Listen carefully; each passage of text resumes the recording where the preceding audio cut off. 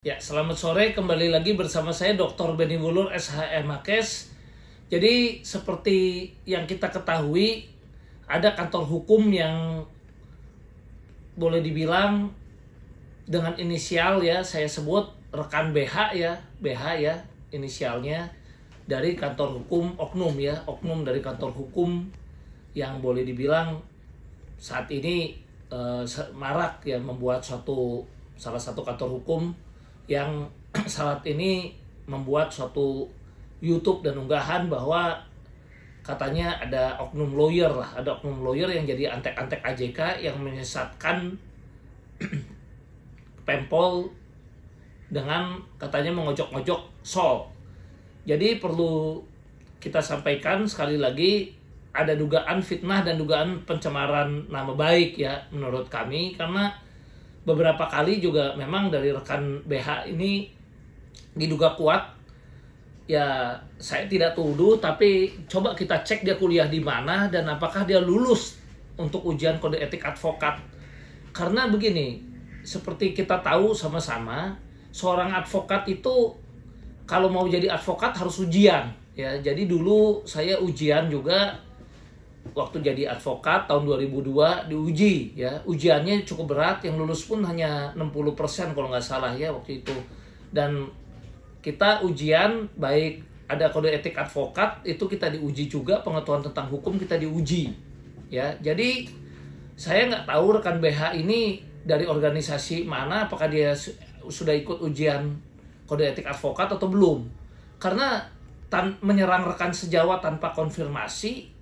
Dan harusnya seorang advokat itu kalau berbeda pendapat di dalam membela klien-kliennya bukan menyerang advokat lain. Itu ada kode etik. Ya, saya ambil contoh. Ada suatu pendapat A. Ya, di majelis hakim pun bisa terjadi perbedaan. Ya, suatu perkara A di majelis hakim PN diputus onslah. Tapi di Mahkamah Agung bisa diputus dihukum. Atau ada suatu putusan diputusnya dihukum, tapi di Mahkamah Agung bisa diputus onslah, atau di PT-nya diputus fritzprach bahkan. Jadi perbedaan juga bisa terjadi di institusi itu sendiri. Nah sekarang ketika seorang advokat punya pandangan hukum dan pandangan hukumnya itu berbeda dengan advokat lainnya, kemudian apakah gara-gara perbedaan pandangan hukum kemudian seorang advokat tersebut ya harus diserang pribadinya? Apakah itu diajari di dalam kode etik? Ya, jadi saya juga menyayangkan rekan BH ini diduga, saya nggak tahu lulus di mana, kuliah di mana. Kalau saya terus terang, kita belajar, dosen-dosen saya sangat ketat waktu itu. Saya kuliah di Universitas Katolik Parahyangan. Lulus waktu itu saya umur 21 tahun, menjadi salah satu lulusan tercepat di Universitas Katolik Parahyangan. Kemudian waktu ujian di tahun 2002 saya ikut ujian di Pradi. Kemudian kita diuji juga secara kode etik advokat, diuji juga pengetahuannya, kebetulan lulus juga. Nah sehingga step-stepnya itu kita lalui. Nah kalau ini saya nggak tahu rekan BH ini, saya nggak nuduh ya, tapi diduga kuat. Dia belajarnya betul atau tidak. Ya saya nggak ngerti, kalau dia belajar nggak mungkin dia melakukan pelanggaran-pelanggaran dengan menyerang sesama advokat rekan BH ini ya. Nah jadi saya mau kasih tahu, suatu pandangan hukum adalah hal yang lumrah di antara para advokat, tapi bukan artinya kita kemudian menjelek-jelekan atau menyerang si advokat tersebut. Ya kalau berbeda seharusnya rekan BH belajar untuk jantan. Saya nggak tahu apakah rekan BH ini dididik dengan baik oleh orang tuanya. Ya, apakah rekan BH ini diajari sopan santun, etika, budi pekerti, dan tata krama, dan jiwa sportivitas? Apakah rekan BH ini ingin manggung, ya kemudian jadi mencoba mencari hal-hal yang supaya bisa memviralkan namanya, karena mungkin dia baru muncul lah ya, karena pimpinannya kebetulan memang sekarang sedang menjalani hukuman, sehingga rekan BH ini sekarang ditunjuk menjadi kadif humas di salah satu kantor hukum tersebut, yang saya tidak usah sebut namanya ya, karena diduga oknum ya, saya sebut oknum, diduga oknum BH ini ya mau mencari popularitas atau apa, dan barangkali dia juga nggak tahu ya dia belajar sportivitas atau tidak. Karena begini, saya pernah bicara juga, kalau nggak puas kenapa nggak telepon saya, kita kalau perlu kita adu pendapat hukum kita dengan suatu podcast atau apa, atau TV atau debat hukum dimanapun dengan jiwa sportivitas yang tinggi. Ya, saya sendiri belajar sportivitas dari olahraga. Saya senang bela diri dari umur 12 tahun. Saya juga kebetulan sempat menjadi pelatih. Waktu itu saya sabuk hitam termuda juga di usia 17 tahun. Kemudian saya melatih juga anak-anak bela diri. Dan guru saya waktu itu mengajari saya dengan baik. Ya, jadi guru saya itu mengajar sportivitas. Jadi kalau kita kebetulan bertanding komite dan sebagainya, ya kalau kita misalnya sampai ada aturan, ya kalau kita ternyata kalah, harus serahkan sabuk yang lebih tinggi diserahkan ke sabuk yang lebih rendah dan sebagainya. Dan di situ kita juga belajar nilai-nilai, ya diajari sportivitas, harus melindungi yang lemah, nggak boleh pukul perempuan, tidak boleh bersikap pengecut, berjiwa satria. Nah itu saya belajar memang dari umur 12 tahun sampai umur 35, dan saat ini masih aktivitas juga. Saya senang olahraga bela diri tersebut dengan jiwa sportivitas yang saya belajar dari guru-guru saya. Saya ingat nama guru saya ada 2 yang mengajarkan saya. Satu Mamandas Beliton, ya guru besar waktu Charles Poluan. Kemudian ya kickboxing saya dengan Su Ahmed juga kita belajar sportivitas ya. Kemudian dengan yang lain-lain juga kita belajar bagaimana caranya berjiwa satria. Jadi dari situlah mungkin tumbuh, karena dari kecil kita dididik sportivitas ya. Makanya saya sangat anti untuk menggunakan misalnya, mohon maaf ya, pura-puranya ada kantor hukum lain ya. Kemudian kantor hukum lain itu katakanlah sebenarnya teman-teman saya sendiri, nanti pura-puranya supaya banyak, nanti dia disuruh ikut nyerang. Kemudian nanti menggunakan anak buah saya, habis itu nanti berkomentar menyerang lagi gitu. Jadi kalau menurut saya, kalau tidak suka dengan suatu pendapat hukum, seharusnya berjiwa satria ya kan, telepon tanya kenapa Pak Beni pendapat hukumnya seperti ini. Dan saya duga rekan BH ini males, nggak mau belajar ya. Karena gini, kita kalau ibarat orang buta ya, kalau orang buta nih lihat gajah ya, orang buta nih meraba gajah ya, meraba gajah. Dalam artian saya ngasih contoh suatu cerita ya, bukan artinya saya orang buta itu juga banyak yang punya kelebihan ya. Saya juga tidak bermaksud apa-apa. Ini saya cuma mencontohkan. Kemudian si orang buta ini ada yang meraba kuping ya, ada gajah. Dilihat, oh gajah kupingnya lebar, jadi gajah bentuknya adalah seperti kupingnya itu. Ada yang meraba belalainya, dia bilang katanya gajah belalainya panjang karena dia hanya meraba belalainya itu. Padahal ya kalau dilihat secara keseluruhan atau diraba secara keseluruhan, gajah itu badan besar ya, dia memang punya hidung besar, ya, punya telinga juga gitu ya. Nah rekan BH diduga dia nggak pernah kuliah kurator, pendidikan kurator mungkin diduga belum, likuidator diduga belum, ahli hukum pasar modal diduga belum. Ya mungkin baru belajar pidana sehingga baru bisa bicaranya soal dari sisi pidana saja. Sementara saya memang bukan saya bilang saya paling pintar, enggak. Banyak yang lebih pintar dari saya, tapi saya mau belajar. Saya mencoba belajar, ya belajar likuidator saya ada sertifikatnya, ahli hukum pasar modal saya ada sertifikatnya, kurator atau pengurus saya ada sertifikatnya dari AKPI. Ya, pidana saya doktor hukum pidana juga. Jadi dengan adanya ilmu-ilmu itu bukan kita jadi paling pintar, enggak, memang kita perlu belajar lagi dari orang-orang pakar-pakar yang berpengalaman. Misalnya, kadang kita perlu ketemu dengan ahli, profesor yang juga kita tahu ini mumpuni ilmunya, kita belajar, kita tanya. Ya kan? Karena begini, hidup itu kalau kita merasa diri paling pintar, ya akhirnya kita tidak bertambah wawasan, bertambah ilmu, bisanya diduga kuat, hanya bisa mencela dan mempunyai dugaan rasa iri hati atas keberhasilan orang lain tanpa mau belajar. Nah ini yang diduga ada pada rekan BH. Karena ini, kalau dia cuma belajar pidana, artinya dia hanya sempit keilmuannya itu, diduga kuat. Jadi semua digiring pidana. Padahal ada perkara yang bisa selesai dengan cara pidana, ada yang bisa selesai dengan cara perdata, ada yang bisa selesai dengan cara PKPU. Jadi saya sampaikan begini, Contoh, di Wana Arta saya jelas melakukan juga upaya hukum pidana. Ya.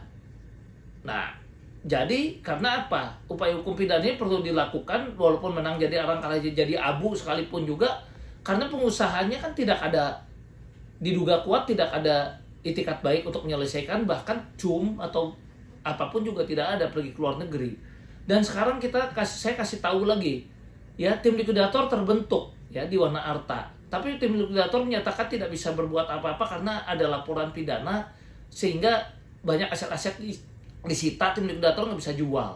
Artinya apa? Terhadap AJK, kalau tim likuidator ini terbentuk, akan terganjal juga oleh laporan pidana dan ada sitaan aset dan sebagainya. Artinya harus nunggu proses pidana selesai ya dari PN, PT, MA, PK.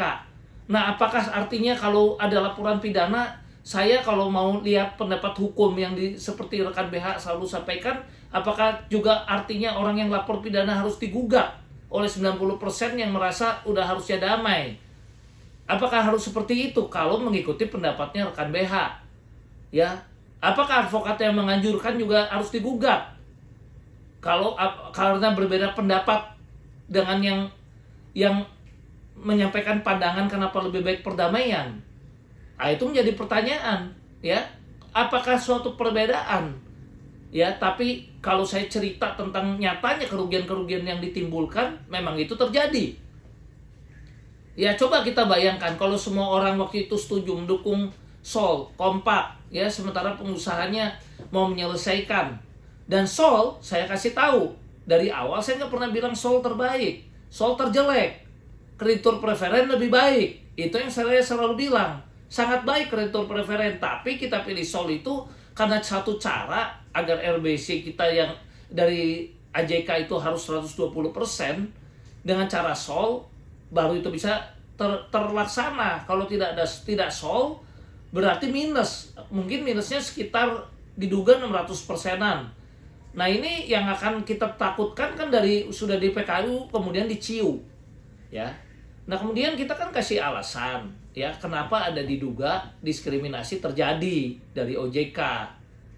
Diduga, saya bilang, ya perlu kita lihat sama-sama kenapa waktu Wana Arta di PKU sebagian, kenapa AJK di PKU seluruhnya, saya ambil contoh. Ya, kemudian kalau ada perintah seluruh pemegang saham atau direktur atau komisaris disuruh, ada perintah tertulis disuruh bayar, apakah di Wana Arta ada perintah tertulis seperti itu juga? Dan mengapa di Wana Arta bahkan direstui waktu pemegang saham pengendalinya ada di luar negeri, bahkan itu dengan enaknya bisa kemudian menunjuk tim likuidator yang kebetulan diduga masih ada hubungan kuasa hukum dan bahkan karyawannya. Ya, bahkan ketika saya mengajukan PKPU untuk menyelamatkan nasabah, OJK intervensi menyebut nomor perkara kita juga bahwa ini nggak bisa, padahal sebelumnya ada surat dari OJK yang lainnya yang bisa saya tunjukkan.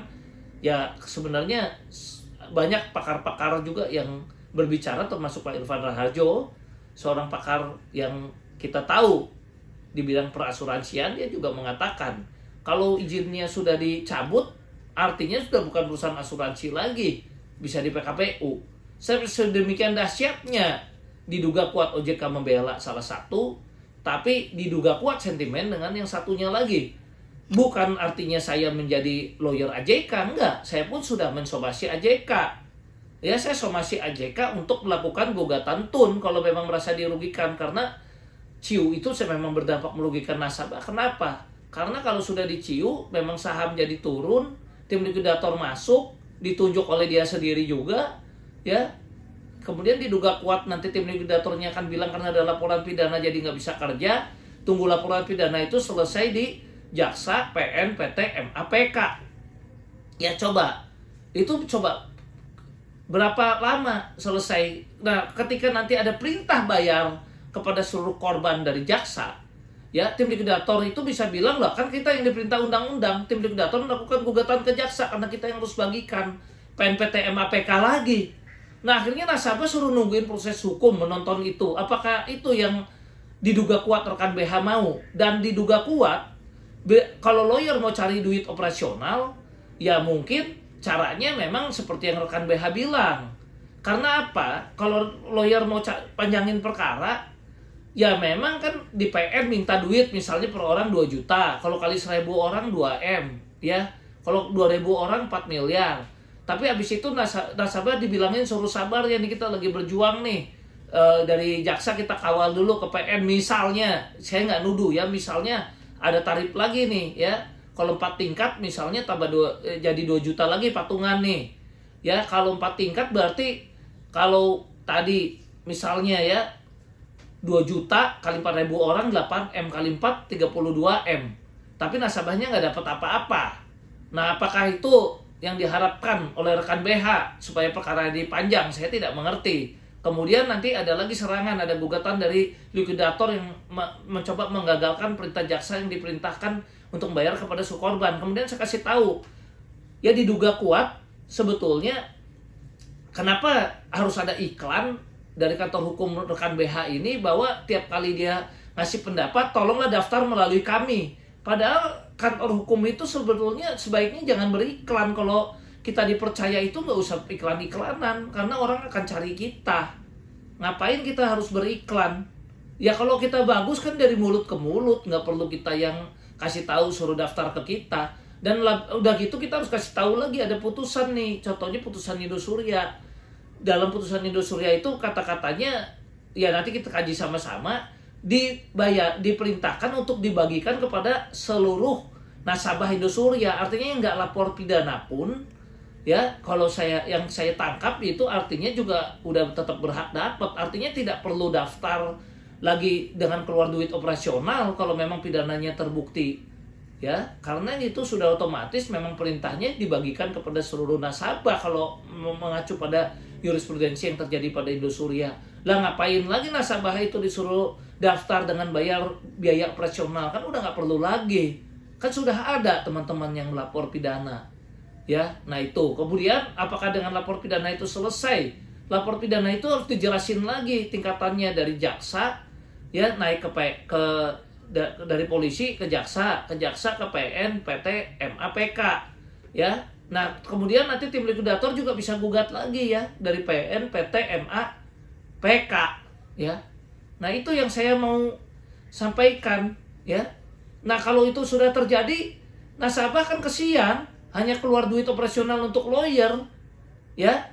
Nah, artinya apa? Kalau kita tidak terpaksa, misalnya pengusahanya yang diajak kerjasama nggak bisa, mau damai nggak bisa, kita harus upaya hukum, menang jadi alang, kalah jadi abu, baru kita harus lakukan upaya hukum, baik pidana maupun perdata. Contoh terhadap Wana Arta yang sekarang saya sudah lakukan, contohnya, ya kita lakukan berbagai upaya hukum. Kenapa? Karena tidak ada itikat baik dari pengusahanya. Nah, kalau AJK, bukan saya jadi lawyer AJK, pengusahanya bahkan PSP itu siap jum, dia tidak kabur, dia ada di Indonesia. Dan masuk akal ya, seandainya perusahaan ini tidak diciu, ya PKU-nya dibuka, investor asing melirik, kemudian dia bisa jual atau investor masuk, ya sahamnya sentimen positif, ya kita ada harapan dibayar. Apalagi udah ada skema 3-5 tahun. Nah 3-5 tahun itu selesai terbayar, ada percepatan properti. Yang mana sebetulnya yang kami heran, waktu itu pimpinan daripada rekan BH sendiri malah koar-koar waktu itu cabut laporan polisi karena merasa diselesaikan. Artinya rekan BH ini kan juga sama, bukan menyelesaikan untuk seluruh nasabah. Dia hanya mau diduga egois saja, pingin nasabahnya dibayar sekaligus. Lah kalau memang yang pidana memang nanti AJK melakukan pembayaran sekaligus, tentu saya selaku kuasa hukum pun akan menganjurkan klien saya untuk lapor pidana supaya dibayar sekaligus. Tapi kalau kita egois seperti itu, pada akhirnya menang jadi alang, kalah jadi abu, jadi malah tidak terbayar, untuk apa? Nah kalau lihat si pengusahanya udah mau jum, udah mau bayar, udah keluar skema 3-5 tahun, ya masa kita harus bersikap egois untuk bahwa dia supaya dibayar sekaligus? Ya kalau dibayar lebih baik, oke lah seorang lawyer memperjuangkan klien-kliennya, ya. Tapi kalau diminta tanpa memperdulikan nasabah yang lain dan diduga ingin menghancurkan perusahaannya dengan tidak memperdulikan yang lain, apakah itu suatu sifat yang diduga menurut saya sangat egois, ya. Dan diduga justru memberikan edukasi yang kurang baik kepada para nasabah. Nggak dijelasin nih panjangnya perkara sampai seperti apa.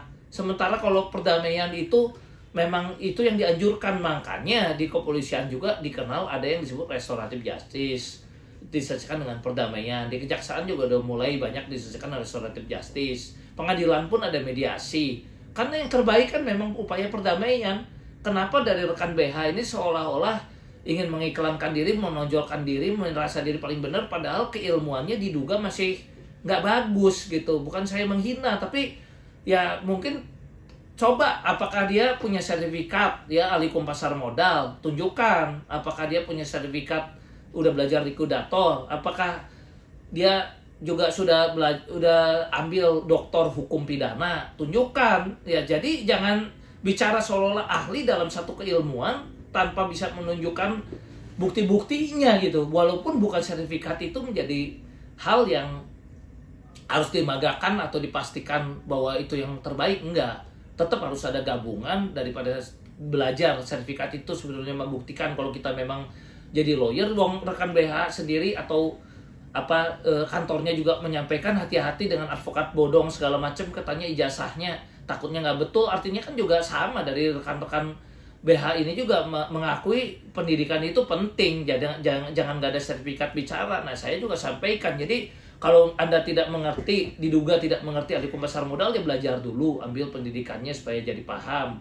Kalau Anda nggak ngerti tentang likudator, ambil pendidikannya sebagai likudator supaya Anda jadi paham, baru bicara. Karena diduga kuat, takutnya kalau keilmuannya kurang, nasabahnya jadi pengetahuannya kan juga dapat kurang, dapat dari advokatnya itu sendiri yang diduga kuat kurang menguasai. Ya kita nggak tuduh, tapi kedalamannya kan ya bisa diukur ya kan, dengan cara ya kita minta aja sama-sama sertifikasinya, ya pengalamannya. Ya saya sendiri bukan mendewakan keilmuan saya, banyak yang lebih baik dari saya, cuman saya hanya mau bilang saya mau belajar dari orang-orang dan tokoh-tokoh yang saya rasa lebih baik, dan saya ingin berjiwa sportif, jiwa olahraga apapun, mau basket, mau sepak bola, mau apapun, dengan semangat olahraga, dengan semangat jiwa yang sportif, saya pikir itu lebih baik. Dan saya juga tidak bermaksud membalas atau menyudutkan rekan BH, tapi saya kasih tahu banyak rekan-rekan BH yang kliennya bisa berdampak dirugikan karena gini. Contoh, ada rekan BH sebut misalnya Michael Stephen tersangka misalnya ya, padahal nggak ada kata-kata diduga ya, padahal yang dimaksud itu bukan Michael Stephen tapi Martin Sudibyo misalnya, MS itu. Ketika dia salah dan dia udah terlanjur menyebarkan ke publik, nah diduga itu bisa dilaporkan pidana ITE ya, dan kalau terbukti ada hukuman pidananya, dan nasabahnya bila ikut-ikutan nggak ada kata-kata diduga juga bisa ikut kena ya, dan bisa digugat perdata juga sebetulnya dengan perbuatan melawan hukum ya. Terlepas nanti menang atau kalah, tapi kalau udah mengalami kondisi digugat dan dilaporin kan kesian kliennya, harus keluar lagi biaya operasional atau biaya fee untuk bayar si kantor hukum tersebut. Artinya apa? Ini lagi diduga lawyer nggak belajar pidana dengan baik, bicaranya langsung tuduh, langsung bicara tanpa ada kata-kata diduga. Padahal di Indonesia menganut asas praduga tak bersalah. Ya, asas praduga tak bersalah itu artinya apa? Seseorang nggak bisa kita tuduh, nggak bisa kita cemarkan nama baiknya tanpa adanya putusan yang sudah berkekuatan hukum tetap. Itu nggak bisa dong kalau orang belum ada fakta dan buktinya.